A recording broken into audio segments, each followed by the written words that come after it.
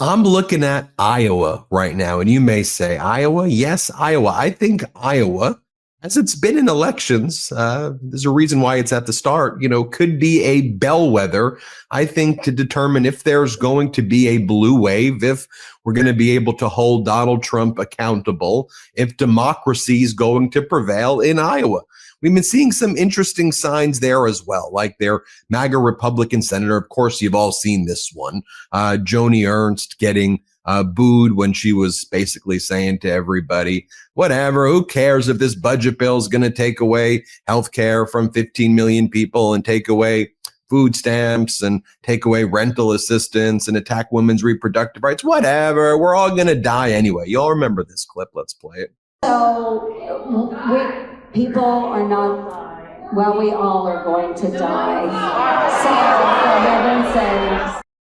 When the people in Iowa are pissed, I mean, you're hearing reactions like this. There's this, a lot of people are saying, look, it was incredibly rude and disrespectful that she would say that, but then she goes to a cemetery and then just mocks us all and then says, well, you better believe in Jesus Christ because that's the only way you're going to get salvation because you're going to die in a cemetery. People are like, what the hell is this? Here's an example of some of the voters in Iowa. Let's play this first voter. It was rude and it was very uncouth and there was no compassion in her statement whatsoever. But when she saw what Ernst called a sincere apology on Saturday, I made an incorrect assumption that everyone in the auditorium understood that, yes, we are all going to perish from this earth. So I apologize. Pierce was irate. We should call her out and maybe refer to her as Joni Hers from here on out instead of Joni Ernst. Calling the apology insulting. She's videotaping herself walking through a cemetery, and if you have lost anybody you cared about that fought a courageous battle against any kind of health issue, that's not the kind of place to make your point.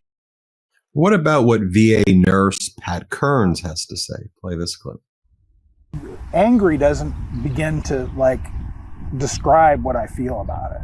Patrick Kearns is a father of 2 adults on Medicaid, and he says the comments from Senator Ernst felt like an attack on his kids. She was saying to me, she doesn't care if my kids die. That's how I heard that, and I think that's how a lot of Iowans hear it. That it's not that we'll all die; it's just that nobody that she cares about is going to die because of it. And I think that was very telling. You combine that with what happened when MAGA Republican Congresswoman Ashley Hinson from Iowa's 2nd held a town hall back on May 28th. Remember this moment? I was also proud to vote for President Trump's One Big Beautiful Bill last week. This is a generational investment. This is a general investment. This is your time. Okay. And then back on January 29th, Democrat Mike Zimmer flipped Iowa's Senate District 35, a district that was a Trump plus 21 in 2024. This op-ed in the Des Moines Register, Joni Ernst has lost my vote. And we're hearing stories from lots of people in Iowa who voted for MAGA Republican Senator Joni Ernst before, and they're saying, no more, no way. This has become a death cult. And you see right there, State Senator Zach Wahls saying, Steve is right.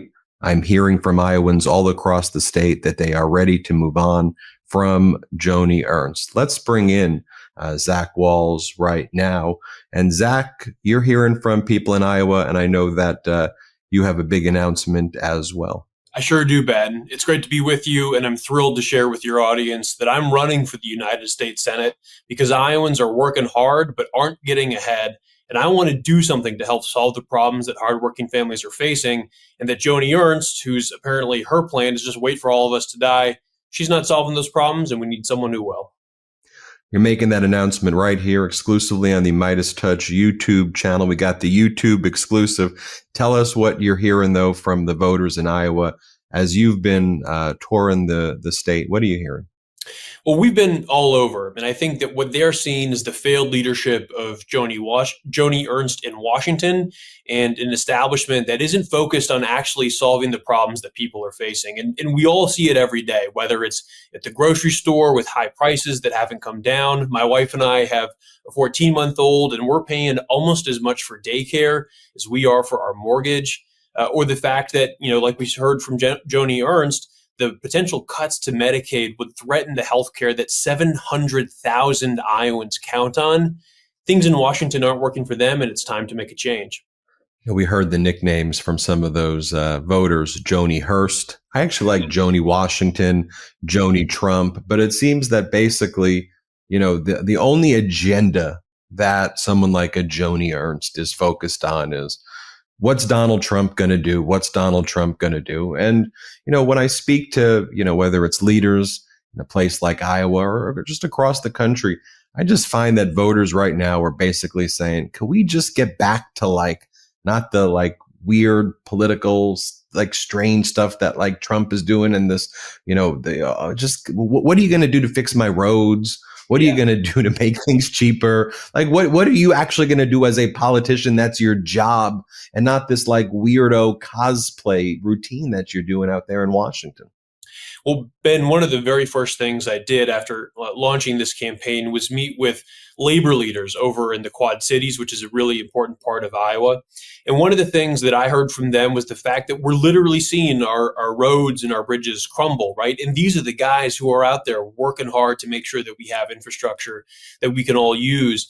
And I think that one of the biggest challenges that we're seeing in Iowa is that Joni Ernst has become so consumed by internal party politics, she's totally lost touch. I don't think that you can make the comments that she did or that bizarre double down video if you were actually in touch with what was happening here in Iowa. And that's a big part of why we need a change. That's a big part of why I'm running. Tell me about these town halls that you're seeing. And, it seems that there's a lot of just organic, just people coming together, in Iowa. And then you see people like Joni Ernst and others, calling them, oh, these people are just paid and they're funded by, left-wing organizations. And it's people just no, we're scared. We're legitimately scared. And you keep on lying to us. Just stop it. Well, I actually had the chance to speak with one of the people who asked a question at that Hinson town hall, Nick Larson. He had this really, I thought, powerful question that he asked Representative Hinson. And when I called Nick to talk with him, what I heard from him was just deep frustration with what's happening in D.C. and feeling like Iowa has been left behind. And if you look at the numbers, we're 48th in personal income. We're 49th in state GDP. And a report was out just last week that had us dead last in terms of our overall economy. I think the problem is that Joni has been completely consumed by Republican politics. I'm sure all of your viewers remember that earlier this year, they had the nomination fight with Pete Hegseth, and she expressed some reservations that were clearly very well founded, as Jeffrey Goldberg found out and then shared with the rest of the world a few short months later. But Joni didn't do the right thing. She didn't stand up for what she knew was right. And that's the fundamental problem with Joni. She said that in 2014, she'd go to Washington and make them squeal. She promised to only serve 2 terms, but now for a 3rd term, and she's breaking her promise to us. And so I'd say that Joni Ernst is all squeal, no bacon.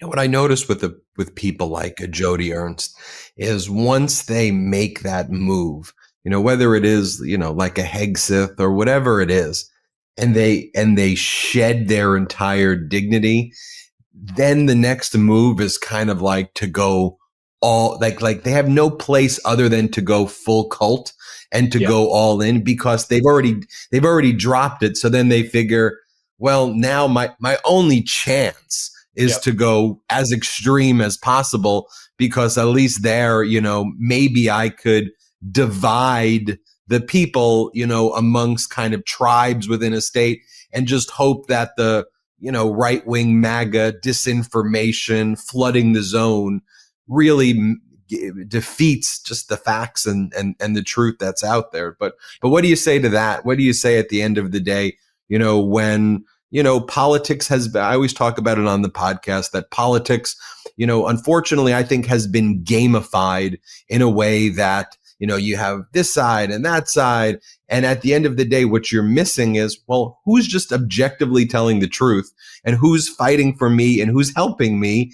And, and how do we connect that back with voters to get, whether it's people in Iowa or elsewhere, to stop voting against their own interests, stop voting against getting rid of their health care, stop voting to get rid of of what makes Iowa a great place.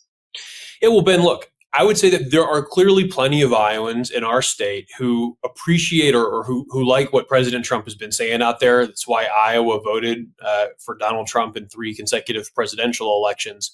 But I think as people are looking around at what's happening right now, they're shocked at what they're seeing.